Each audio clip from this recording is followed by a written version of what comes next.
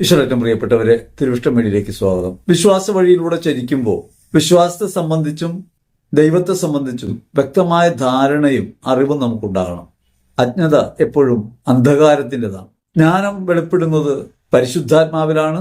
തിരുസഭയിൽ നാം നയിക്കപ്പെടുന്നത് പരിശുദ്ധാത്മാവിലാണ്.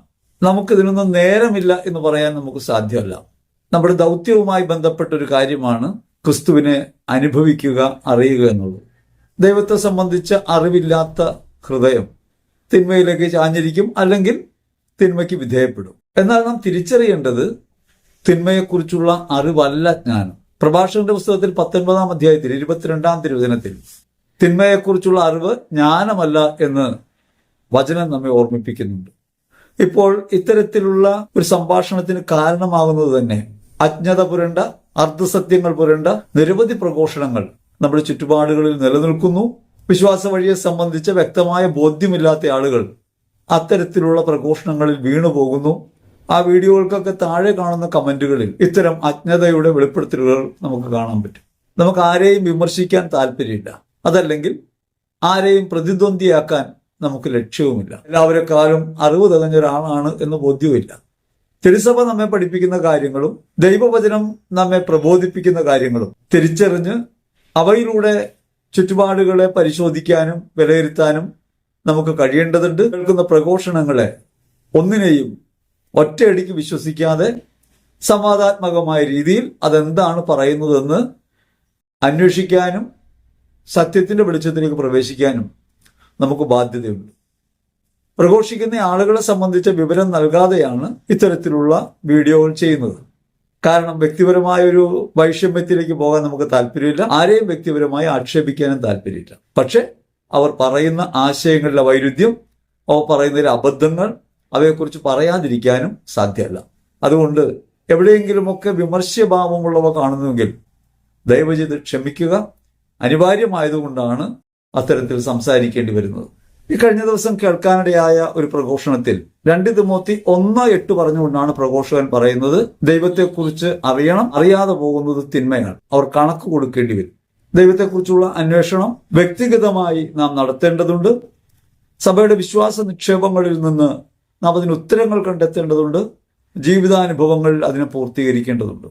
പ്രത്യക്ഷത്തിൽ അത് കേൾക്കുമ്പോൾ വളരെ ന്യായമായിട്ടാണ് ഈ പ്രഘോഷണം ആരംഭിക്കുന്നതെന്ന് തോന്നും. പക്ഷെ അടുത്ത വചനത്തിൽ പറയുന്നത് നിങ്ങൾ പിശാചുക്കളെ കുറിച്ച് അറിയണമെന്നാണ്. ദൈവത്തിന്റെ ശത്രുവാണ് പിശാച്, അതുകൊണ്ട് പിശാചിനെ കുറിച്ച് അറിയണം എന്നാണ് ഈ ശുശ്രൂഷകൻ പറഞ്ഞു വെക്കുന്നത്.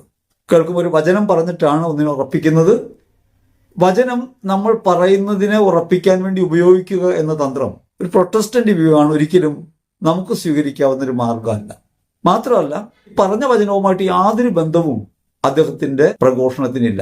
ദൈവത്തെക്കുറിച്ച് അറിയണമെന്ന് പറഞ്ഞിട്ട് അദ്ദേഹം പറയുന്നത് തിന്മയെക്കുറിച്ചാണ്. പ്രഭാഷകന്റെ പുസ്തകം 19:22 മുൻപേ പറഞ്ഞു, തിന്മയെക്കുറിച്ചുള്ള അറിവ് ജ്ഞാനമല്ല. അപ്പൊ അതുകൊണ്ട് ദൈവത്തെക്കുറിച്ച് പഠിപ്പിക്കാൻ എന്ന പേരിൽ ദൈവത്തിന്റെ ശത്രുവായ പിശാചിനെ കുറിച്ച് പഠിപ്പിക്കുന്നു എന്ന് പറയുന്നത് യഥാർത്ഥത്തിൽ വഴിതെറ്റുന്ന ഒരു രീതിയാണ് എന്നതുകൊണ്ടാണ് അതിനെക്കുറിച്ച് ഇപ്പൊ സംസാരിക്കുന്നത്. ആരാണ് ദൈവത്തിന്റെ ശത്രു? റോമർ 8:7 പഠിപ്പിക്കും, ജഡിക കാര്യങ്ങളിൽ താല്പര്യം വെച്ചിട്ടുള്ള മനസ്സ് ദൈവത്തിന്റെ ശത്രുവാണ്. അത് ദൈവത്തിന്റെ നിയമത്തിന് കീഴ്പ്പെടുന്നില്ല, അങ്ങനെ കീഴ്പ്പെടാൻ അതിന് സാധിക്കുകയുമില്ല. യഥാർത്ഥത്തിൽ ദൈവത്തിന്റെ ശത്രു ആരാണ്? ജഡിക താല്പര്യങ്ങളിൽ വിധേയപ്പെട്ടു പോകുന്ന മനസ്സാണ്. ജഡിക താല്പര്യങ്ങളിൽ മുഴുകിയിരിക്കുന്ന മനസ്സിന് ദൈവിക പ്രകാശത്തിലേക്ക് പ്രവേശിക്കാൻ സാധ്യമല്ല. ഇനി ആരാണ് ജഡിക മനുഷ്യർ? അവിടെയും നമ്മൾ കാണണം, അത് കേവലമായി ലൈംഗിക താല്പര്യമുള്ളവരൊന്നോ എന്തെങ്കിലും ആസക്തിക്ക് വിധേയപ്പെട്ടവരൊന്നോ കരുതേണ്ടതില്ല. ജഡിക മനുഷ്യരെ കുറിച്ച് 1 കൊരിന്ത്യർ ലേഖനത്തിൽ പൗലോസ് പറയും, നിങ്ങൾ തമ്മിൽ തർക്കങ്ങളുണ്ട് എന്ന് കേൾക്കുന്നു. എങ്ങനെയാണ് തർക്കങ്ങളും മാത്സര്യവും ഉണ്ടാകുന്നത്? അത് അസൂയയിൽ നിന്നാണ്. അങ്ങനെയാണെങ്കിൽ നിങ്ങൾ ജഡിക മനുഷ്യരാണ്. നിങ്ങൾ തമ്മിൽ അസൂയയും തർക്കവും എപ്പോഴും നിലനിൽക്കുന്നു, നിങ്ങൾ ജഡിക മനുഷ്യർ തന്നെ. അപ്പൊ നമ്മുടെ ജീവിതത്തിൽ നാം ജഡിക മനുഷ്യരാണ് എന്നതിന് തെളിവായി കാണാവുന്നത് നമ്മൾ പലപ്പോഴും അസൂയയിലും തർക്കങ്ങളിലും ഏർപ്പെടുന്നു, അസഹിഷ്ണുതകളിൽ ഏർപ്പെടുന്നു. അവിടെയാണ് ജഡികതയുടെ ലക്ഷണങ്ങൾ നാം കണ്ടെത്തേണ്ടത്. ആ തിന്മയെക്കുറിച്ചുള്ള പാഠം വാസ്തവത്തിൽ കൊണ്ടുപോകുന്നത് അന്ധവിശ്വാസങ്ങളിലേക്കായിരിക്കും. പക്ഷെ അദ്ദേഹം വിചാരിക്കുന്നതും അദ്ദേഹം കണക്ക് കൂട്ടുന്നതും തെറ്റിദ്ധരിപ്പിക്കപ്പെട്ടിട്ടുള്ളതും പൈശാചിക തിന്മകളെക്കുറിച്ച് പഠിച്ചാൽ ദൈവത്തിലേക്ക് എത്തിച്ചേരാമെന്നാണ്. ഹോസിയ 6:4 അദ്ദേഹത്തിന് ഉപയോഗിക്കുന്നത്, എന്റെ ജനം അജ്ഞത നിമിത്തം നശിക്കുന്നു. എന്താണ് അജ്ഞത? അജ്ഞത ക്രിസ്തുവിനെ കുറിച്ചുള്ള അറിവില്ലായ്മയാണ്. കാരണം ജ്ഞാനത്തിന്റെയും അറിവിന്റെയും നിധികളൊക്കെയും അവനിലാണല്ലോ ഒളിഞ്ഞു കിടക്കുന്നത്. കൊളോസ്യർ ലേഖനം 2-ാം അധ്യായം 3-ാം തിരുവചനം.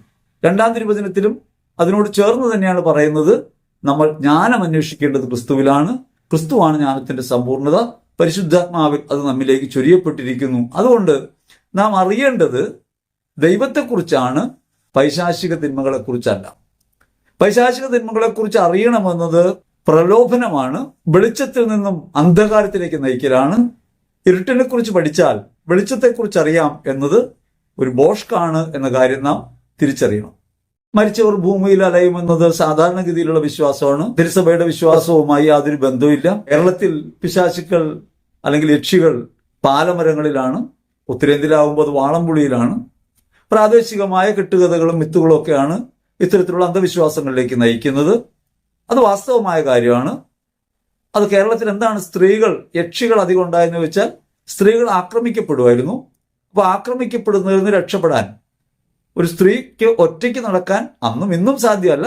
അപ്പൊ അന്ന് സാധ്യമല്ലാത്ത കാലത്ത് യക്ഷിയായി മാറും എന്നൊരു ഭയം വിതച്ചാൽ താൽക്കാലികമായി ഒന്ന് രക്ഷപ്പെട്ടു നിൽക്കാമെന്ന ചിന്തയായിരിക്കാം അത്തരത്തിലുള്ള കഥാപാത്രങ്ങളെ സൃഷ്ടിക്കുന്നതിനും ആ കഥകൾ വ്യാപിപ്പിക്കുന്നതിനും കാരണമായിട്ടുള്ളത്. ഇനി മരിച്ച ഒരാൾ ഇവിടെ നിൽക്കൂ എന്നാണ് ചോദ്യം. അദ്ദേഹം അതിന് ഉപയോഗിക്കുന്ന മരിച്ച ആത്മാവെന്നാണ്. ആത്മാവിന് മരണമില്ല.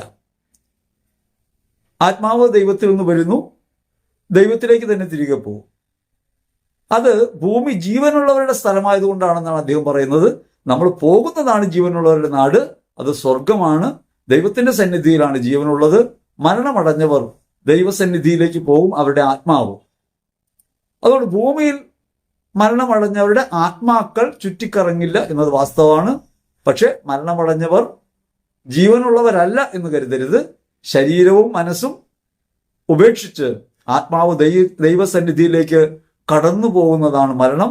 ഈ കടന്നു പോകലാണ് മരണമെന്ന് തിരിച്ചറിയണം. അപ്പൊ അതിനിടയ്ക്ക് ഈ വിശ്വാസം വന്ന വഴിയിൽ ചെറിയ പെശക് പറ്റിയതാണ്.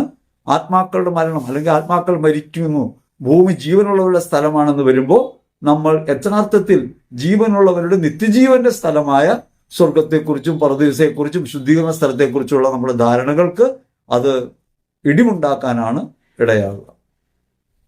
മനുഷ്യാത്മാവിന്റെ ദൈവം ഇവിടെ നിന്ന് എടുത്തു മാറ്റുകയല്ല ചെയ്യുന്നത്. മനുഷ്യാത്മാവ് ദൈവത്തിന്റെ സന്നിധിയിലേക്ക് എത്തിച്ചേരുകയാണ്, ദൈവിക സഹവാസത്തിലേക്ക് പ്രവേശിക്കുകയാണ്, ദൃശ്യതയിൽ നിന്ന് അദൃശ്യത ലോകത്തേക്ക് പ്രവേശിക്കുന്നു. അവിടെ നിത്യജീവന്റെ സ്ഥലമാണ്. അദൃശ്യത എന്ന് പറയുന്നത് ഒരു അമൂർത്തമായ യാഥാർത്ഥ്യമാണ്, അതില്ലാത്ത സ്ഥലമല്ല. ഭൂമി ദൃശ്യതയുടെ ലോകമാണ്. ദൃശ്യതയിൽ നിന്ന് അദൃശ്യതയിലേക്ക് മനുഷ്യൻ പ്രവേശിക്കുന്നു, ആത്മാവായി പ്രവേശിക്കുന്നു എന്നാണ് തിരിച്ചറിയേണ്ടത്. അശുദ്ധാത്മാവ് മരണമടഞ്ഞ ആളുകളല്ല എന്ന അദ്ദേഹത്തിന്റെ പ്രസ്താവന ശരിയാണ്. മരണമടഞ്ഞ വ്യക്തിയുടെ ആത്മാവ് ദൈവസന്നിധിയിലേക്ക് പ്രവേശിക്കുന്നു. ശുദ്ധീകരണ സ്ഥലത്തിലോ സ്വർഗത്തിലോ നരകത്തിലോ ഈ ആത്മാവിനെ ദൈവം ചേർക്കും. ദൈവസന്നിധിയിലാണ് എന്നതാണ് നമുക്ക് പൊതുവായി തീരുമാനിക്കാവുന്ന, എത്തിച്ചേരാവുന്ന ഒരു നിഗമനം. അതുകൊണ്ട് ഭൂമിയിൽ മനുഷ്യാത്മാവ് അലയില്ല എന്ന വാസ്തവം ശരിയാണ്. പക്ഷെ ആത്മാവ് നിത്യജീവനിലേക്കാണ് കിടക്കുന്നത്, ജീവന്റെ ഉറവിടത്തിലേക്കാണ് അത് പോകുന്നത് എന്ന് നാം തിരിച്ചറിയണം. പിശാചുണ്ടെന്നതിന് എന്താണ് തെളിവ്? പലപ്പോഴും വിശ്വാസത്തിലില്ലാത്തവരും ശാസ്ത്രീയ നിഗമനങ്ങളിൽ മാത്രം കാര്യങ്ങളെ കാണുമെന്ന് പറയുന്നവരൊക്കെ ചോദിക്കുന്ന കാര്യമാണ്, പിശാച് എന്ന് പറഞ്ഞതുണ്ടോ, കാണിച്ചു തരാമോ? അതിന് ശുശ്രൂഷകൻ പറയുന്ന ഉത്തരം, പ്രാർത്ഥിച്ചൊരുങ്ങി വീട്ടിലേക്ക് ചെല്ലുമ്പോൾ അല്ലെങ്കിൽ ധ്യാനം കൂടി വീട്ടിലേക്ക് ചെല്ലുമ്പോൾ, നല്ലവനായി ജീവിക്കാൻ തീരുമാനമെടുത്ത് വീട്ടിലേക്ക് ചെല്ലുമ്പോൾ അന്ന് ഉഗ്രനൊരു അടി നടക്കും, അന്ന് പ്രാർത്ഥിക്കാൻ പോലും പറ്റാത്ത സ്ഥിതി വരും. ഇത് അശുദ്ധാത്മാവിന്റെ പ്രവർത്തനമാണ്, അശുദ്ധാത്മാവ് അവിടെ പ്രവർത്തിക്കുന്നതാണെന്ന്. ധ്യാനങ്ങൾ കൂടുന്ന അവസരങ്ങളിൽ ധ്യാന ഗുരുക്കന്മാരെ പലരും പറഞ്ഞത് കേട്ടിട്ടുണ്ട്. അതേപോലെ തന്നെ വിശ്വാസികളിൽ മഹാഭൂരിപക്ഷം ഇത് വിശ്വസിക്കുന്നുണ്ട്. നമ്മൾ പ്രാർത്ഥിച്ചൊരുങ്ങി വിശുദ്ധിയിലേക്ക് കടന്നു വന്നു കഴിയുമ്പോൾ നമ്മൾ ചെല്ലുമ്പോൾ അവിടെയുള്ള പിശാചൊക്കെ ഇളകും. പിശാചാണ് അടിയുണ്ടാക്കുന്നത്. അതിനർത്ഥം എന്താ വെച്ചാൽ ആ വീട്ടിൽ നിൽക്കുന്നവർ, ധ്യാനം കൂടാത്തവരൊക്കെ ചെകുത്താൻ കൂടിയവരാണ്, ഞാൻ മാത്രം പരിശുദ്ധൻ എന്നൊരു ചിന്തയാണ്. വാസ്തവത്തിൽ എന്താണ് നമ്മൾ പ്രാർത്ഥിച്ചൊരുങ്ങുമ്പോൾ, സ്നേഹത്തിൽ നിലനിൽക്കുന്നു പ്രഖ്യാപിക്കുമ്പോൾ, വിശുദ്ധിയുടെ വഴിയിലേക്ക് തിരിയുവാൻ തീരുമാനിക്കുമ്പോൾ, പാപത്തിനെതിരായ നിലപാടുകൾ എടുക്കുമ്പോൾ നമ്മുടെ വീട്ടിൽ അടിയുണ്ടാകുന്നതിന് കാരണം എന്താണ്? ചിലപ്പോൾ വിശുദ്ധ കുർബാന കഴിഞ്ഞ് ചെല്ലുമ്പോഴായിരിക്കും വലിയ വഴക്കുകൾ ഉണ്ടാകുന്നത്. ധ്യാനം കഴിഞ്ഞു തന്നാലും അങ്ങനെ ഉണ്ടാകാം. എന്താണ് വാസ്തവത്തിൽ അവിടെ സംഭവിക്കുന്നത് നമ്മൾ അറിയണം. അത് തിന്മയുടെ പ്രവർത്തനമാണോ പരിശുദ്ധാത്മാവിന്റെ പ്രവർത്തനമാണോ? പൊതുവിൽ നന്മയുമായിട്ട് ചെല്ലുമ്പോൾ പ്രശ്നം ഉണ്ടാക്കുന്നത് തിന്മയാണ് എന്ന സാമാന്യ ധാരണ കൊണ്ടാണ് അത് അശുദ്ധാത്മാവിന്റെ പ്രവർത്തനമാണെന്ന് പറയുന്നത്. യഥാർത്ഥത്തിൽ സംഭവിക്കുന്നത് എന്താ? നമ്മൾ വിശുദ്ധ കുർബാനയിൽ പങ്കുചേരുന്നു, സ്വയം അർപ്പിക്കാൻ തീരുമാനിക്കുന്നു. അങ്ങനെ സ്വയം ബലിയാകാൻ തീരുമാനമെടുത്ത നമ്മൾ യേശുവിനെ സ്വീകരിച്ച് വീട്ടിലേക്ക് ചെല്ലുമ്പോൾ അവിടെ നിശ്ചയമായും ദൈവത്തിന്റെ പരിശുദ്ധാത്മാവ് നമ്മെ ഒരു പരീക്ഷണ ഘട്ടത്തിലൂടെ നടത്തിക്കൊണ്ടുപോകും. പള്ളിയിൽ വെച്ച് പറഞ്ഞ എന്തെന്നാ? ഞാൻ എന്നെ തന്നെ സമർപ്പിക്കുന്നു, ഞാൻ എന്നെ ഉപേക്ഷിക്കുന്നു, എന്നെ മുറിച്ചു വിളമ്പാൻ തയ്യാറാകുന്നു, യേശുവിനോടൊപ്പം ചേരുന്നു, ഞാൻ യേശുവായി മാറുന്നു. അപ്പൊ അവിടെ ചെല്ലുമ്പോൾ നീ യേശുവായി മാറിയിട്ടുണ്ടോ? സ്വയം ജീവിതം സമർപ്പിക്കാൻ തീരുമാനിച്ചിട്ടുണ്ടോ? നീ ബലി അർപ്പിച്ചത് വാസ്തവത്തിൽ ഹൃദയം അറിഞ്ഞിട്ടാണോ? നിന്റെ ജീവിതത്തിൽ ഈ സാഹചര്യത്തെ നേരിടേണ്ടത് എങ്ങനെയാണ് എന്നതിനെ പരിശോധിക്കാനായി, നമ്മെ തന്നെ പരിശോധിക്കാനായി ദൈവം നൽകുന്ന അവസരമാണ് അവിടെ ഉണ്ടാകുന്ന അസ്വസ്ഥതകൾ. അത് മറ്റാരെങ്കിലും പിശാചുള്ളത് കൊണ്ടോ വീട്ടിൽ ചെലുത്താനുള്ളത് കൊണ്ടോ ആണെന്ന് തെറ്റിദ്ധരിക്കരുത്. പിശാച് നമ്മെ പരീക്ഷിക്കുകയാണെന്നും കരുതരുത്. ദൈവം ഒരു അവസരം നമുക്ക് തരികയാണ്. നമ്മൾ വീട്ടിൽ ചെല്ലുമ്പോൾ നമ്മുടെ വീടിന്റെ സാഹചര്യത്തിനകത്ത് എത്രത്തോളം സ്വയം മുറിച്ചു വിളമ്പാൻ നമുക്കാകും എന്നതിനെക്കുറിച്ചൊരു യാഥാർത്ഥ്യ ബോധം നമുക്ക് നൽകാനും ആത്മാനുതാപത്തിൽ നിലനിൽക്കാനും വേണ്ടിയാണ് യഥാർത്ഥത്തിൽ അത്തരം പ്രശ്നങ്ങൾ ഉണ്ടാകുന്നത്. അതുകൊണ്ട് ആ പ്രശ്നങ്ങളെ നിഷേധാത്മകമായിട്ടല്ല കാണേണ്ടത്. ആ പ്രശ്നങ്ങളെല്ലാം നമ്മുടെ ദൈവാത്മപ്രേരിതമായ ജീവിതത്തെ വെളിപ്പെടുത്താനുള്ള അവസരങ്ങളാണ്. അങ്ങനെ സംഭവിക്കുമ്പോഴാണ് നാം തിരിച്ചറിയുന്നത് ദേവാലയത്തിൽ സ്വയം സമർപ്പിച്ചു എന്ന് പറയുന്നു, പക്ഷേ യഥാർത്ഥത്തിൽ നമ്മൾ സമർപ്പിച്ചിട്ടില്ല, നമ്മുടെ സമർപ്പണം പൂർത്തിയായിട്ടില്ല. അപ്പോൾ വീണ്ടും അനുതാപത്തിലേക്ക് നമുക്ക് തിരിയേണ്ടി വരും. അനുതാപത്തിന്റെ മാർഗത്തിലൂടെ ക്രിസ്തുവിലേക്ക് കൂടുതൽ അടുക്കാനുള്ള ഒരു സവിശേഷ സാഹചര്യമായിട്ടാണ് ഇത്തരം സംഭവങ്ങൾ നമ്മൾ കാണേണ്ടത്. നന്മയ്ക്കെതിരെ എപ്പോഴും ഒരു നെഗറ്റീവ് എനർജി നിൽപ്പുണ്ടെന്നാണ് ഈ പ്രഘോഷകം പറയുക. ഇത് പൊതുവിൽ പ്രഘോഷിക്കപ്പെടുന്നൊരു കാര്യമാണ് നെഗറ്റീവ് എനർജി. അതായത് നമ്മുടെ അന്ധവിശ്വാസത്തെ ശാസ്ത്രീയമായ ഒന്നാക്കി, ഒരു സയന്റിഫിക് ടെമ്പറിനകത്ത് നിർത്താവുന്ന ഒന്നാക്കി മാറ്റാൻ വേണ്ടിയാണ് ഇത്തരത്തിലുള്ള വാക്കുകൾ ഉപയോഗിക്കുന്നത്. യഥാർത്ഥത്തിൽ നെഗറ്റീവ് എന്നതും എനർജി എന്നതും സയൻസ് ഉപയോഗിക്കുന്ന രണ്ട് വാക്കുകളാണ്. മാത്തമാറ്റിക്സിലും ഇത്തരം കാര്യങ്ങൾ കാണാം. നെഗറ്റീവ് എന്നത് മാത്തമാറ്റിക്സിലുള്ളതാണ്, എനർജി സയൻസിലുള്ളതാണ്. അപ്പൊ ഈ സയൻസിലുള്ള എനർജിയെയും മാത്തമാറ്റിക്സിലുള്ള നെഗറ്റീവിനെയും, അത് സയൻസിൽ നമുക്ക് കാണാം. ആറ്റങ്ങളെ നെഗറ്റീവും പോസിറ്റീവുമായിട്ട് പറയുന്നു. ഇതിനെക്കുറിച്ച് നേരത്തെ ഒരു വീഡിയോയിൽ ചെയ്തിട്ടുണ്ട്, നെഗറ്റീവ് എനർജിയെക്കുറിച്ച്. ഇത് ശുദ്ധ തട്ടിപ്പാണ്. വാസ്തവത്തിൽ നെഗറ്റീവ് എനർജി എന്നൊരു പദം തന്നെ ഇല്ല. അങ്ങനെ ഒന്നിനെ കണക്ക് കൂട്ടാനും സാധ്യമല്ല. എനർജി എപ്പോഴും നെഗറ്റീവ് ഫോമിലാണ് കാണപ്പെടുന്നത്. എനർജി എന്നതിന് മൈനസ് ചിഹ്നമാണ് നമ്മൾ ഉപയോഗിക്കുന്നത്. നമുക്ക് വേണമെങ്കിൽ അത് പോസിറ്റീവായിട്ട് ഉപയോഗിക്കാം. പോസിറ്റീവായിട്ട് ഉപയോഗിച്ചാലും നെഗറ്റീവായിട്ട് ഉപയോഗിച്ചാലും എനർജി എന്നതിന് നിഷേധാത്മക സ്വഭാവം ഇല്ല എന്ന് നമ്മൾ അറിയണം. ഇനി മറ്റൊരു കാര്യമുള്ളത്, ഇങ്ങനെ നിഷേധാത്മകമായ ഊർജ്ജങ്ങളെ കുറിച്ച് പറയുന്ന വേറൊരിടം പോസിറ്റീവ് നെഗറ്റീവ് തിങ്കിങ്ങുകളെ കുറിച്ചാണ്, ചിന്തകളെ കുറിച്ചാണ്. എല്ലാം പോസിറ്റീവായിട്ട് ചിന്തിക്കണം, നെഗറ്റീവായിട്ട് ചിന്തിക്കരുത് എന്ന് പറയുന്നത് ഈ നിഷേധാത്മക ചിന്തകൾ എന്ന നിലയ്ക്കാണ്. അതുകൊണ്ട് പോസിറ്റീവായിട്ട് ചിന്തിക്കണം, നിരാശപ്പെടരുത് എന്നൊക്കെ പറയാൻ വേണ്ടി ഉപയോഗിക്കുന്ന പോസിറ്റീവ് തിങ്കിങ്ങിന്റെ മനഃശാസ്ത്രത്തിൽ ചില ആളുകൾ ഉപയോഗിക്കുന്ന ഒരു ടേമാണത്. അത് എനർജിയുമായിട്ട് ബന്ധപ്പെട്ടതല്ല. തങ്ങൾ പറയുന്ന കാര്യങ്ങൾ വലിയ അറിവിന്റെ തലത്തിലുള്ളതാണെന്നും സയൻസുമായി ബന്ധപ്പെട്ട വലിയ ഗവേഷണത്തിന്റെ ഫലമാണെന്നും ഒക്കെ ചിന്തിപ്പിക്കാനിടയാകുന്ന രീതിയിൽ സൂത്രം ഉപയോഗിക്കുന്നതാണ് ഈ തട്ടിപ്പുകളെ നമ്മൾ തിരിച്ചറിയണം. ഒരുപക്ഷെ ഈ പറഞ്ഞയാൾക്ക് ആ ബോധം ഉണ്ടാവണമെന്നില്ല. എവിടെയെങ്കിലുമൊക്കെ കേട്ടോ വായിച്ചോ അറിഞ്ഞ കാര്യങ്ങൾ അങ്ങനെ തന്നെ പറയണതാവാം. അതുകൊണ്ട് നാം തിരിച്ചറിയേണ്ടതുണ്ട് അങ്ങനെ ഒരു എനർജി ഇല്ല. യഥാർത്ഥത്തിൽ നമുക്ക് നമ്മെക്കുറിച്ച് തന്നെ വലിയ അറിവില്ല. ഞാൻ ആരാണ് എന്നതിന് വ്യക്തമായ ഒരു ഉത്തരം നമുക്ക് കിട്ടിയിട്ടില്ല. ഞാൻ ദൈവത്തിൽ നിന്നു ദൈവത്തിലേക്ക് പോകുന്നു, ദൈവത്തിന്റെ മകനാണ്, ഞാൻ വന്നത് ദൈവസ്നേഹം വെളിപ്പെടുത്താൻ വേണ്ടിയാണ്. ഇത്തരം കാര്യങ്ങൾ നമ്മൾ പറയുമെങ്കിലും ഞാൻ ആരാണ് എന്ന ചോദ്യം നിരന്തരമായി നമ്മെ അലട്ടിക്കൊണ്ടിരിക്കുക. അങ്ങനെ അലട്ടിക്കൊണ്ടിരിക്കുന്ന നമുക്ക് നമ്മെക്കുറിച്ച് തന്നെ വ്യക്തമായ ബോധ്യമില്ല. മാത്രമല്ല ദൈവത്തെ സംബന്ധിച്ചും നമുക്ക് വ്യക്തമായ ധാരണയില്ല. നാം പല വാക്കുകളിൽ അറിയുന്നവരാണ്. നാം പറയുന്നത് പരിപൂർണമായി ശരിയാണോ എന്ന് നമുക്ക് തന്നെ ബോധ്യമായിട്ടില്ല. അതുകൊണ്ടാണല്ലോ ദൈവം നിന്നെ കാത്തുകൊള്ളും എന്ന് പറയുമ്പോൾ അത് വിശ്വസിക്കുന്നു. അല്പനേരം കഴിഞ്ഞ് ഒരു ഇരുട്ട് വരുമ്പോൾ നാം ഭയക്കുന്നു. ദൈവം എനിക്ക് വേണ്ടി മരിച്ചു എന്ന് നമ്മൾ പറയുന്നു. എന്നിട്ട് അത്രത്തോളം സ്നേഹം കാണിച്ച ദൈവത്തെ നമ്മൾ നിഷേധിക്കുന്നു. കാരണം അതൊരു അറിവായി നമ്മിൽ മാറിയിട്ടില്ല, ജ്ഞാനമായി നമ്മളിൽ മാറിയിട്ടില്ല. അതിനർത്ഥം നമുക്ക് ഈ കുറവുണ്ട് എന്നാണ്. അത് നമ്മൾ തിരിച്ചറിയണം. ഇനി ആ പ്രഘോഷണത്തിൽ വേറൊരു വിവരണം കുടുംബത്തെ തകർക്കുന്ന പിശാചാണ്. പിശാച് കുടുംബത്തെ തകർക്കുമോ? കുടുംബം സഭയുടെ ഏറ്റവും ചെറിയ ഫോമാണ് ഗാർഹിക സഭ. അങ്ങനെ ഗാർഹിക സഭയെ തകർക്കാൻ, സഭാ കൂട്ടായ്മയെ തകർക്കാൻ പിശാചിന് കഴിയുമോ? നമ്മൾ ആലോചിച്ച് നോക്കണം. ക്രൈസ്തവ വിവാഹം കൗതാശികമായൊരു കാര്യമാണ്. അതിനർത്ഥം കാണപ്പെടാത്ത ദൈവകൃപയുടെ കാണപ്പെടുന്ന അടയാളമാണ് ഒരു കുടുംബവും. അങ്ങനെ ആയിരിക്കുന്ന കുടുംബത്തെ തകർക്കാൻ പിശാചിന് കഴിയുമോ? വാസ്തവത്തിൽ നമ്മുടെ കുടുംബങ്ങളിൽ പ്രശ്നങ്ങൾ ഉണ്ടാവുന്നത് പൈശാചിക പ്രലോഭനങ്ങൾ ഉണ്ടാകാം. മനുഷ്യന്റെ അഹങ്കാരവും വസ്തുക്കളിൽ ബന്ധിതമാകുന്ന അവസ്ഥയും സ്നേഹം ഒഴുക്കാൻ കഴിവില്ലായ്മയും സ്നേഹിക്കപ്പെടണമെന്ന ആഗ്രഹവും ഒക്കെ ചേർന്ന അങ്ങനെ അവനവന്റെ കുറവുകളും പരിമിതികളും ആന്തരികമായ മുറിവുകളിലൂടെ നമുക്ക് ലഭിച്ചിട്ടുള്ള മുൻധാരണകൾ അവയൊക്കെ സംബന്ധിച്ച പ്രശ്നങ്ങളാണ് സാധാരണ കുടുംബ ബന്ധങ്ങളിൽ നമുക്ക് കാണാൻ പറ്റുക. കുടുംബം എന്ന കൗതാശികത പ്രശ്നത്തിലാകുന്നത് ഇത്തരം പ്രലോഭനങ്ങൾക്ക് വിധേയപ്പെടുമ്പോഴാണ്. അതുകൊണ്ട് നാം പാപകരമായ ഒരു അവസ്ഥയിലേക്ക് പോകുന്നു എന്ന് തിരിച്ചറിയുന്നതിന് പകരം കുടുംബത്തിലെ വഴക്ക് മുഴുവൻ ഉണ്ടാക്കുന്ന പിശാചാണ്, പ്രശ്നങ്ങളുടെ ഒക്കെ കാരണം പിശാചാണെന്ന് പറയുമ്പോൾ സംഭവിക്കുന്നത് എന്താ? നമ്മുടെ ഉത്തരവാദിത്വത്തിൽ നിന്ന് നമ്മൾ പോകുന്നു. പാപം ചെയ്യാൻ കാരണം മുഴുവൻ പിശാചാണ്, പിശാചിന്റെ പ്രവൃത്തിയാണ് എന്ന പാഠം യഥാർത്ഥത്തിൽ ഒരു പെന്റക്കോസ്റ്റൽ ടീച്ചിങ് ആണ്. കാരണം അവർക്ക് കുമ്പസാരൊന്ന കൂതാശയില്ല. അപ്പൊ പിന്നെ കുറ്റബോധത്തെ നിലനിൽക്കാതിരിക്കാൻ എല്ലാ പ്രശ്നങ്ങളും ഉണ്ടാക്കുന്നത് പിശാചാണെന്ന് പറയേണ്ടി വരും. അതുകൊണ്ടാണ് കൺവെൻഷനുകളിലും ധ്യാനങ്ങളിലും ഒക്കെ അവരെപ്പോഴും പൈശാചിക ഉച്ചാരണത്തിലാണ് ശ്രദ്ധ വയ്ക്കുന്നത്. ഈ പൈശാചിക ഉച്ചാരണത്തിൽ ശ്രദ്ധ വെച്ചാൽ ആളുകളെ അന്ധരാക്കാൻ കഴിയും. അങ്ങനെ അന്ധരായാൽ അവർ അവരവരെ കുറിച്ചുള്ള ഒരു പര്യാലോചനയ്ക്ക്, ഒരു തെറ്റുതിരുത്തലിന്, ദൈവപക്ഷം ചേരാത്തതിലുള്ള ഒരു മനോവേദനയ്ക്ക് പാത്രീഭവിക്കില്ല. അതുകൊണ്ട് അവർ സാധാരണ എന്ത് ചെയ്യും? അത്തരം പ്രഘോഷണങ്ങളിൽ എല്ലാ പ്രശ്നങ്ങളുടെയും എല്ലാ പാപത്തിന്റെ ഉത്തരവാദിത്വം പിശാചിന്റെ തലേ വയ്ക്കും. നമ്മുടെ കുടുംബത്തിലുണ്ടാകുന്ന പ്രശ്നങ്ങളുടെ ഉത്തരവാദിത്വം നാം പിശാചിൽ ആരോപിക്കുന്നത് നാം ഒരു കുഴപ്പവും ചെയ്തിട്ടില്ല എന്ന് പറയാൻ വേണ്ടിയാണ്, നമ്മുടെ കുഴപ്പമില്ലെന്ന് പറയാൻ. സാധാരണ ഭാര്യയും ഭർത്താവും തമ്മിൽ വഴക്കിടുന്നു. ആ വഴക്കുണ്ടായി കുറെ കഴിയുമ്പോൾ അയൽവക്കത്തെ ഒരു ചേച്ചിയുടെ കുറ്റം ഈ ഭാര്യ പറഞ്ഞാൽ പ്രശ്നം തീർന്നു. പിന്നെ രണ്ടുപേരും കൂടി അവരുടെ കുറ്റം പറഞ്ഞുകൊണ്ടിരിക്കും. ഇവിടുത്തെ അവരുടെ വഴക്ക് അവർ മറന്നുപോകും.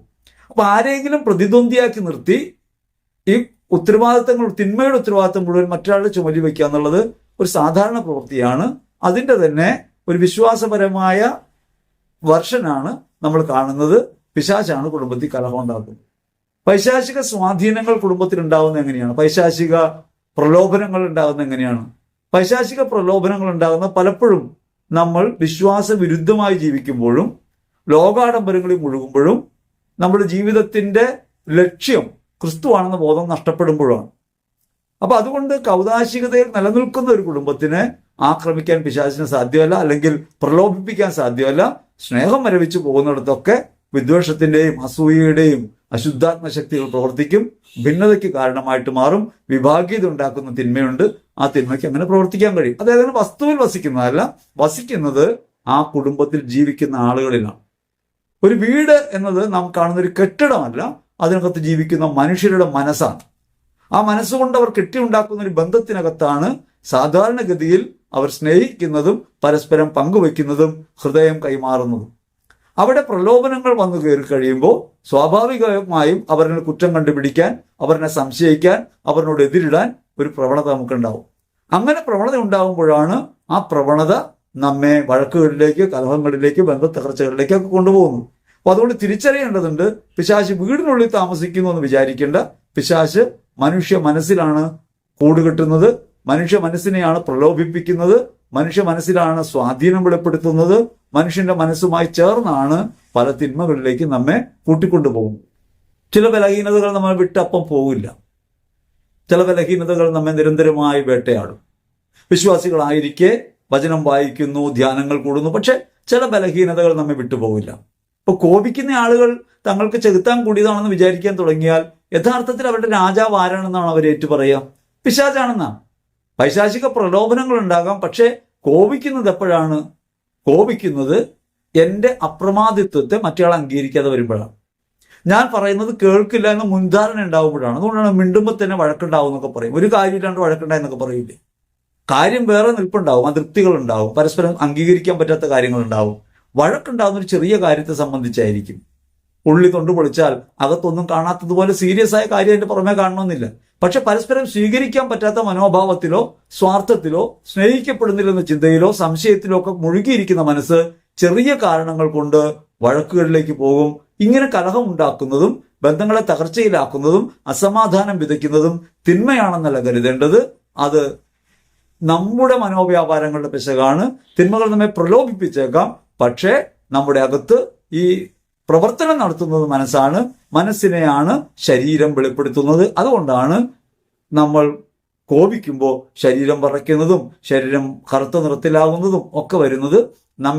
നമ്മുടെ ശരീരത്തെ നമ്മുടെ മനസ്സ് വഴി ഈ പ്രേരണകൾ ഉപയോഗിക്കുന്നു. അപ്പോൾ നമ്മൾ പെട്ടെന്ന് ദേഷ്യം കൂടുന്നവരും പ്രലോഭിതരും ഒക്കെ ആയിട്ട് മാറുന്നു. ദുഷ്ടാത്മാക്കൾക്ക് നമ്മൾ ലക്ഷണങ്ങൾ പറയാൻ തുടങ്ങുമ്പോൾ ഉണ്ടാവുന്ന കുഴപ്പം എന്താണെന്നറിയാം? നമ്മൾ അറിയാതെ നമ്മുടെ കൂടെയുള്ളവരിലൊക്കെ ഇത് കാണാൻ തുടങ്ങും. സ്വയം ആക്രമിക്കുന്നവരും സ്വയം പീഡിപ്പിക്കുന്നവരൊക്കെ പൈശാചിക ബാധയുള്ളവരാണെന്ന് പറയുമ്പോൾ വീട്ടിൽ അത്തരം മനോവൈകൃതങ്ങളിലോ അല്ലെങ്കിൽ എന്തെങ്കിലും കഠിനമായ മാനസിക പ്രശ്നങ്ങളിലോ പെട്ടയാൾ അങ്ങനെ ചെയ്യുമ്പോൾ നമ്മൾ അയാൾക്ക് ചെകുത്താനാണെന്ന് പറയും. വാസ്തവത്തിൽ അയാളുടെ മനോനിലയിലെ തകർച്ചയാണ്, അയാൾക്കുണ്ടായ വിഭ്രമമാണ്, അയാൾ അനുഭവിക്കുന്ന വേദനയുടെ അയാൾ സ്വീകരിക്കാൻ പറ്റാതെ പോകുന്ന വശങ്ങളാണ് അയാളെ പ്രവർത്തിക്കാൻ പ്രേരിപ്പിക്കുന്നത്. അപ്പോൾ അത് അയാൾ ഒരു പൈശാചിക ബാധയിലാണ് എന്ന വിധിയിലേക്ക് എത്തും. അങ്ങനെ നമ്മുടെ ചുറ്റുപാടിൽ കാണുന്നവരിലൊക്കെ പൈശാചിക ബാധയാണെന്ന ചിന്തയിലേക്ക് നമ്മൾ എത്തിച്ചേരും. മനുഷ്യനാണ് എപ്പോഴും ഒരുപോലെ ഇരിക്കില്ല. ചിലരൊക്കെ പറയുന്നത് ഒരു നല്ല മനുഷ്യരായിരുന്നു, പെട്ടെന്നാണ് കോപം വന്നത്, ആ കോപം വരുന്നവരെ ചെകുത്താൻ കൂടുന്നതെന്നാണ്. അപ്പൊ ചെകുത്താൻ നമ്മുടെ മേൽ കൂടാൻ പറ്റുമോ എന്നുള്ളതാണ് പ്രധാനപ്പെട്ട വിഷയം. ചെകുത്താൻ കൂടുന്നത് എങ്ങനെയാണ്, പൈശാചിക തിന്മകൾ നമ്മളെ സ്വാധീനിക്കുന്നത് എങ്ങനെയാണെന്ന് തിരിച്ചറിയണം. അതുകൊണ്ട് ദുഷ്ടാത്മാവ്, അശുദ്ധാത്മാവ്, അതേപോലെ തന്നെ രോഗത്തിന്റെ ആത്മാവ് എന്നിങ്ങനെ 3 ആത്മാക്കളുണ്ടെന്നും 3 ഗണത്തിലാണെന്നും അവ നമ്മുടെ ജീവിതത്തെ തകർക്കാൻ വേണ്ടിയാണ് വരുന്നതെന്നും ഈ പ്രഘോഷകൻ പറയുകയാണ്. ഏറ്റവും പ്രിയപ്പെട്ടവരെ, നിങ്ങൾ നിങ്ങളുടെ ജീവിതത്തിൽ ഉണ്ടാകുന്ന തിന്മകളെ അന്വേഷിച്ചല്ല ഇറങ്ങേണ്ടത്, ദൈവത്തെക്കുറിച്ചുള്ള അന്വേഷണത്തിലാണ്. ദൈവം എൻ്റെ ജീവിതത്തിലുണ്ടെന്നും എൻ്റെ അകത്ത് ദൈവമാണ് വസിക്കുന്നതെന്നും എൻ്റെ ജീവിതം ദൈവത്തിന് സമർപ്പിതമാണെന്നും ബോധ്യത്തിൽ ജീവിക്കാൻ കഴിയാണ് യഥാർത്ഥത്തിൽ വേണ്ടത്. യേശുവിന്റെ കാലത്ത് യേശു ചരിത്ര ജീവിതത്തിൽ പൈശാചിക തിന്മകളെ കീഴടക്കുന്നുണ്ട്, ദുഷ്ടാത്മാക്കളെ ഒഴിവാക്കുന്നുണ്ട്, അശുദ്ധാത്മാക്കളെന്ന് പലപ്പോഴും വിശേഷിപ്പിച്ചുകൊണ്ട് ഒഴിവാക്കുന്നുണ്ട്. അതേപോലെ രോഗം വരുത്തുന്ന ആത്മാക്കളെ, കൂനിപ്പോയ സ്ത്രീയെ സുഖപ്പെടുത്തുന്നതും ഊമനായ ബാലനെ സുഖപ്പെടുത്തുന്നതും ഒക്കെ പൈശാചിക ബാധയുടെ ഭാഗമായിട്ടാണെന്ന് പറഞ്ഞുകൊണ്ട് തന്നെ ക്രിസ്തു സുഖപ്പെടുത്തുന്നുണ്ട്. നമ്മൾ യേശു ചെയ്ത ഈ പ്രവൃത്തികളെ കേവല പ്രവൃത്തികളായി കാണാതെ ആ പ്രവൃത്തികളുടെ ആന്തരികതയിൽ പ്രവർത്തിക്കുന്ന ഉദ്ദേശം എന്താണെന്നതിനെ കുറിച്ച് ചിന്തിക്കണം.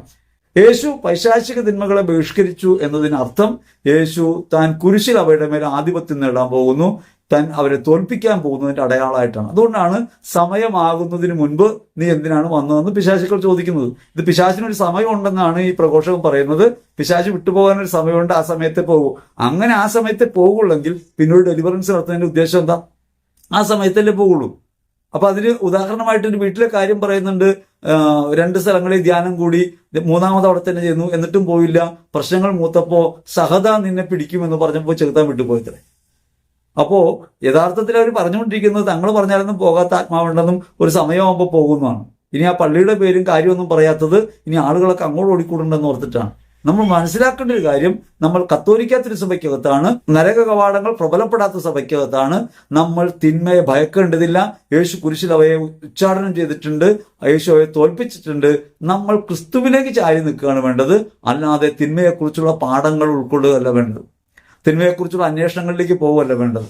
അത്തരം അന്വേഷണങ്ങൾ യഥാർത്ഥത്തിൽ നമ്മെ കൊണ്ടുപോകുന്നത് അന്ധകാരത്തിന്റെ ലോകത്തേക്കാണ്, അതൊരിക്കലും പ്രകാശത്തിലേക്കല്ലെന്ന് തിരിച്ചറിയണം. ഇനി ഒരു അത്യാവശ്യ കാര്യം കൂടി പറഞ്ഞിട്ട് ഈ വീഡിയോ അവസാനിപ്പിക്കാൻ ശ്രമിക്കാം, കാരണം സമയദൈർഘ്യം ഉണ്ടാകുന്നുണ്ട്. അതിലൊന്ന്, അദ്ദേഹം പറയുന്നത് പിശാച് വിജന സ്ഥലങ്ങളിലാണ്. പണ്ടൊക്കെ വിജന സ്ഥലങ്ങൾ നമുക്ക് ഭയമായിരുന്നു, ആളുകളൊക്കെ പോകാത്ത സ്ഥലത്ത് ചെകുത്താനുണ്ടെന്നൊരു പേടിപ്പിക്കൽ ഞങ്ങളോടൊക്കെ പണ്ട് അമ്മമാരൊക്കെ പറഞ്ഞിട്ടുണ്ട്. നിങ്ങൾ ആ വഴിക്ക് പോകരുത്, അവിടെ ചെകുത്താനുണ്ടെന്നൊക്കെ പറഞ്ഞിട്ടുണ്ട്. അത് നമ്മളിങ്ങനെ വിജനമായ സ്ഥലങ്ങളിൽ പോകാതിരിക്കാനും എന്തെങ്കിലും അപകടത്തിൽ പെട്ടുപോകാതിരിക്കാനും വേണ്ടിയുള്ള ഭയപ്പെടുത്തുന്ന രീതികളായിരുന്നു. ഇത്തരം വിജന സ്ഥലങ്ങളെ കുറിച്ച് പറഞ്ഞിട്ട് അദ്ദേഹം പറയുന്നത് സെമിത്തേരിയിൽ അശുദ്ധാത്മാവ് ഉണ്ടാവുന്ന, അത് ഈ മരിച്ചുപോയ ആത്മാവല്ല എന്ന് അദ്ദേഹം, മരിച്ച ആളുടെ ആത്മാവല്ല എന്ന് അദ്ദേഹം പറയുന്നുണ്ട്. പക്ഷേ സെമിത്തേരി പോലുള്ള വിജന സ്ഥലങ്ങൾ, അതിന് ഗണേശരുടെ നാട്ടിൽ യേശു ചെല്ലുമ്പോൾ അവിടെ ശവകുടീരങ്ങളിൽ നിന്ന് ഒരാൾ ഇറങ്ങി വന്നു, അശുദ്ധാത്മബാധിതനായ ഒരുത്തിൽ ഇറങ്ങി വന്നു, ആ കാര്യം പറഞ്ഞിട്ടാണ്. ഒന്ന് നാം മനസ്സിലാക്കേണ്ടത്, ഇത് യേശു കുരിശിൽ സ്വയം അർപ്പിക്കുകയും ഉദ്ധാനം ചെയ്യുകയും ചെയ്തതിന് മുമ്പുള്ള കാലമാണ്. അതായത് യേശു പിശാചിനെ എന്നേക്കുമായി പരാജയപ്പെടുത്തുന്നതിന് മുൻപുള്ള കാലമാണ്. ഇനി മാത്രമല്ല, യഹൂദർ പറഞ്ഞ ഈ ശവക്കല്ലറയും നമ്മുടെ സെമിത്തേരിയും തമ്മിൽ എന്താണ് ബന്ധം? നമ്മുടെ സെമിത്തേരികൾ യഥാർത്ഥത്തിൽ ദൈവത്തെ നമ്മൾ പ്രാപിക്കുന്നതാണ്, അല്ലെങ്കിൽ ഭൗതികതയിൽ നാം യാത്രയാകുന്നതിൻ്റെ ഓർമ്മയാണ്. അത് ദൈവത്തിൻ്റെ സ്ഥലമാണ്. ചിലയിടങ്ങളിലൊക്കെ ഇപ്പോൾ ഈ കുരിശൊക്കെ വെക്കുന്നതൊക്കെ മാറ്റിയിട്ട് പുനരുദ്ധാന പൂന്തോട്ടം എന്നൊക്കെ എഴുതി പൂന്തോട്ടമൊക്കെ ഉണ്ടാക്കി വെച്ചിട്ടുണ്ട് കേരളത്തിൽ തന്നെ. കാര്യം മനസ്സിലാകാൻ വേണ്ടിയാണ്. കാരണം മരണം നമ്മുടെ അവസാനമല്ലെന്നും ദൈവത്തിലേക്കുള്ള കടന്നുപോകലാണെന്നും ആ കടന്നുപോകലിന്റെ ഓർമ്മയാണ് യഥാർത്ഥത്തിൽ സെമിത്തേരികളിലുള്ളത്. അല്ലാതെ അവിടെ മരിച്ചുപോയവരുമില്ല, അതേപോലെ തന്നെ പിശാചുക്കളും വസിക്കുന്നുണ്ടല്ല. നമ്മൾ തിരിച്ചറിയണം. കാരണം ഇത്തരം അന്ധവിശ്വാസങ്ങൾ നമ്മെ കൊണ്ടുപോകുന്നത് അബദ്ധങ്ങളിലേക്കാണ്.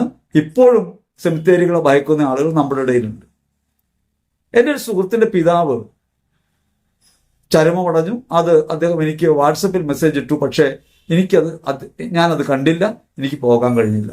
അപ്പൊ ഞാൻ അവിടെ ചെന്നു. അദ്ദേഹത്തിന്റെ വീട്ടിൽ പിന്നീടൊരിക്കൽ ചെന്നപ്പോൾ അദ്ദേഹം ഇങ്ങനെ പറഞ്ഞു, ഞാൻ മെസ്സേജ് അയച്ചായിരുന്നു എന്ന് പറഞ്ഞു. ഞാൻ പറഞ്ഞു കണ്ടില്ല.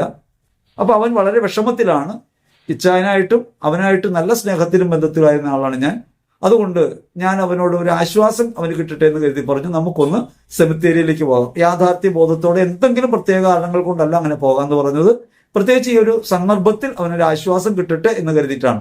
അങ്ങനെ അവനെയും കൂട്ടി ഞാൻ ഈ സെമിത്തേരിയിലേക്ക് പോയി. സെമിറ്ററിയിൽ ചെന്ന് ഞങ്ങൾ പ്രാർത്ഥിച്ചു.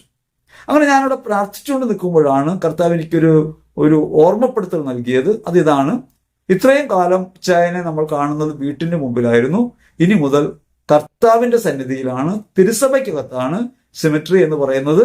കർത്താവിന്റെ ഇടമായിട്ട് കാണണം. അത് സഭയുടെ കൂട്ടായ്മയ്ക്കകത്താണ് ഇനി ആ മനുഷ്യൻ സമ്പൂർണ്ണമായിട്ടുള്ളത്. ഇത്രയും കാലം കുടുംബത്തിന് വേണ്ടി ജീവിച്ചു. ഇനി അദ്ദേഹത്തിന്റെ ജീവിതം സഭയ്ക്ക് വേണ്ടി കൂടിയാണ്. സഭയുടെ വിശ്വാസത്തിനകത്ത്, നിക്ഷേപത്തിനകത്താണ് ഇനി അദ്ദേഹത്തെ നമുക്ക് ഓർമ്മിക്കാൻ കഴിയുക. അപ്പൊ അതുകൊണ്ട് സെമിത്തേരികൾ ദൈവ സാന്നിധ്യത്തിലേക്ക് പ്രവേശിച്ച നമ്മുടെ സഹോദരങ്ങളുടെ ഓർമ്മയാണ് പേറുന്നത്. അവിടെ തിന്മകൾ കൂടുകൂട്ടുന്നുള്ള പഠനം അബദ്ധമാണെന്ന് മാത്രമല്ല, അത് അപായകരമായൊരു തിന്മയാണ്. ആളുകൾ എങ്ങനെ ഭയപ്പെടുത്തുന്നത്, എന്തെങ്കിലുമൊക്കെ താല്പര്യങ്ങൾ വെച്ചുകൊണ്ടാണെങ്കിലും അല്ലെങ്കിലും അതിന്റെ പുറകിലുള്ള അശുദ്ധിയെ തിരിച്ചറിയണം. ഇനി ഇങ്ങനെയൊക്കെ പറഞ്ഞിട്ട് പിശാചിനെ ഓടിക്കാൻ എന്ത് ചെയ്യണം? പിശാചിനെ ഓടിക്കാൻ വചനം ഉറക്കെ വായിച്ചാൽ മതി. നിങ്ങൾക്കറിയാലോ, യേശുവിനോട് തന്നെ വചനം പിശാച് പറയുന്നുണ്ട്. മരുഭൂമിയിലെ പരീക്ഷയുടെ സമയത്ത് ദൈവവചനം പറഞ്ഞുകൊണ്ടാണ് പിശാച് യേശുവിനെ പ്രലോഭിപ്പിക്കാൻ നോക്കുന്നത്. നിന്റെ പാദം കല്ലിൽ തട്ടാതെ മാലാഖമാർ കാത്തുകൊള്ളുമെന്ന് പിശാച് പറയുന്നുണ്ട്. അപ്പൊ നമ്മൾ മനസ്സിലാക്കേണ്ടത്, പിശാച് പോലും ദൈവവചനം പറയും, പ്രഭാപൂർണനായ മാലാഖയായിട്ട് കാണപ്പെടുമെന്ന് പൗലോസ്ലീഹ പഠിപ്പിക്കുന്നുണ്ട്. അതുകൊണ്ട് പൈശാചിക തിന്മകളെ നാം ഉറക്കെ വചനം വായിച്ചാൽ പോകുന്നുള്ളത് കുട്ടികളെയൊക്കെ പറ്റിക്കാൻ കൊള്ളാം. യഥാർത്ഥത്തിൽ അത് കാര്യമുള്ള കാര്യമല്ല. വചനത്തെ ഹൃദയത്തിൽ സംഗ്രഹിക്കുകയും സ്വീകരിക്കുകയും ചെയ്യുന്നതാണ് നല്ലത്. അങ്ങനെ സ്വീകരിക്കാൻ ഒരു എളുപ്പ മാർഗമാണ് ഉറക്കെ വായിക്കുന്നത്. ഉറക്കെ വായിക്കുമ്പോൾ കണ്ണുകൊണ്ട് കാണും, കാതുകൊണ്ട് നാം കേൾക്കും, അതിരം കൊണ്ട് ഉറക്കെ പ്രഘോഷിക്കും. അപ്പോൾ സ്വാഭാവികമായി നമ്മുടെ ഇന്ദ്രിയങ്ങളിൽ ബഹുഭൂരിപക്ഷവും ദൈവ വിചാരത്തിലേക്ക് വരും, വചന വിചാരത്തിലേക്ക് വരും. നല്ലതാണ്. പക്ഷെ അങ്ങനെ ഉറക്കെ പറയുമ്പോൾ ചെകുത്താൻ പോകുന്ന വെച്ചാൽ മൈക്ക് വെച്ച് പറഞ്ഞാൽ പോരെ. അങ്ങനെയാണല്ലോ പലരും വീട്ടിലേക്ക് ഉറക്കെ ഭക്തിഗാനം വെച്ച് അടുത്ത വീട്ടുകാരെ പോലും ശല്യം ചെയ്യുന്നത്. നമ്മൾ തിരിച്ചറിയേണ്ടതുണ്ട്. അങ്ങനെ പിശാചിനെ പേടിച്ചും അവന് കീഴ്പ്പെട്ടും അവനിലേക്ക് നോക്കിയല്ല ജീവിക്കേണ്ടത്. കൂടെ വസിക്കുന്ന കർത്താവിനെയും വിശുദ്ധരുടെ കൂട്ടായ്മയും തിരിച്ചറിഞ്ഞ് തിരുസഭയ്ക്കകത്താണെന്ന ബോധ്യത്തിൽ, വിശ്വാസ ബോധ്യത്തോടെ നമുക്ക് ജീവിക്കാൻ കഴിയും. സമയദൈർഘ്യം കൊണ്ട് ഞാൻ ചുരുക്കുന്നു. നിങ്ങൾക്ക് നിങ്ങളുടെ അഭിപ്രായങ്ങളും ചോദ്യങ്ങളും ഒക്കെ ചോദിക്കാം. ഇതൊരു വിഷയം പറഞ്ഞ് അവസാനിപ്പിക്കാവുന്ന കാര്യമല്ല. നിരവധിയായ ചോദ്യങ്ങളും സംവാദങ്ങളും ഒക്കെ ഉണ്ടാകേണ്ട മേഖലയാണ്. വ്യക്തമായ ധാരണയോടെ വേണം നമുക്ക് യേശുവിൽ ജീവിക്കാൻ. ഈശ്വരന്റെ പ്രിയപ്പെട്ടവരെ, നിങ്ങളേവരെയും കർത്താവ് അനുഗ്രഹിക്കട്ടെ. നിങ്ങൾ പൈശാചിക തിന്മകളെ ഭയപ്പെടാതെ, ലൂക്ക 12:4 പറയുന്നത് പോലെ, നിങ്ങളെ കൊന്നതിന് ശേഷം നരകാഗ്നിയിലേക്ക് തള്ളിക്കളയാൻ കെൽപ്പുള്ളവനെ ഭയപ്പെടുവിൻ, അവന് മാത്രം ഭയപ്പെടുവിൻ. അങ്ങനെ ദൈവത്തെ ഭയപ്പെട്ടും സഭയ്ക്കകത്ത് സ്നേഹത്തിൽ ജീവിച്ചും നമ്മുടെ ബന്ധങ്ങളെയൊക്കെ ക്രിസ്തുവിൽ നവീകരിച്ചും നമുക്ക് മുൻപോട്ട് പോകാം. ദൈവം നമ്മെ സമൃദ്ധമായി അനുഗ്രഹിക്കട്ടെ. ആമേൻ.